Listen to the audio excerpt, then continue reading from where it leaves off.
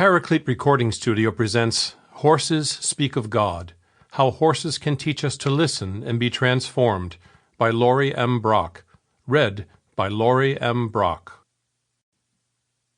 Dedicated to all the people who have the serenity to accept the things we cannot change, the courage to change the things we can, and the wisdom to know when to go ride a horse. And to Nina. Introduction. I have a love affair with horses and their way of communicating. Horses, while quite capable of vocalizations, particularly around feeding time, communicate more readily through their bodies. They respond to pressure. Their eyes, nostrils, and ears speak paragraphs about their thoughts and feelings. They paw at the ground with their hooves to communicate boredom or anxiety or, hey, give me a treat. They sense subtle changes in a rider's stress or body position, sometimes even before the rider is aware of these fluctuations. This love of horses was not instantaneous.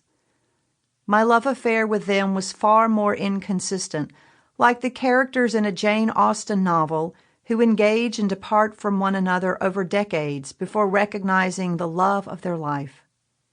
My first horse ride was as a 3-year-old on my grandparents' mare. I rode sporadically, filling my time in other ways. I rode again in college, then fell into the words of law school and later seminary. Until one day, I listened to God to tell me something was missing in my life. I ignored these words at first. I was paying my bills and was part of a wonderful church community. God kept talking, as she does when we ignore the holy words, directing us into a new place. And I listened long enough to find myself on the back of a horse, learning to feel its movements. Until one day when I discovered horses were attuned to my feelings, even ones I wanted to suppress.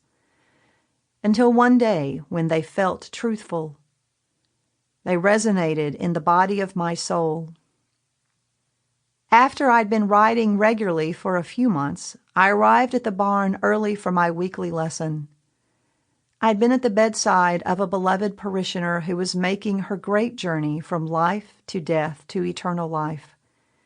The church roof was leaking again, and I'd ended a relationship by breaking my own heart to be true to myself.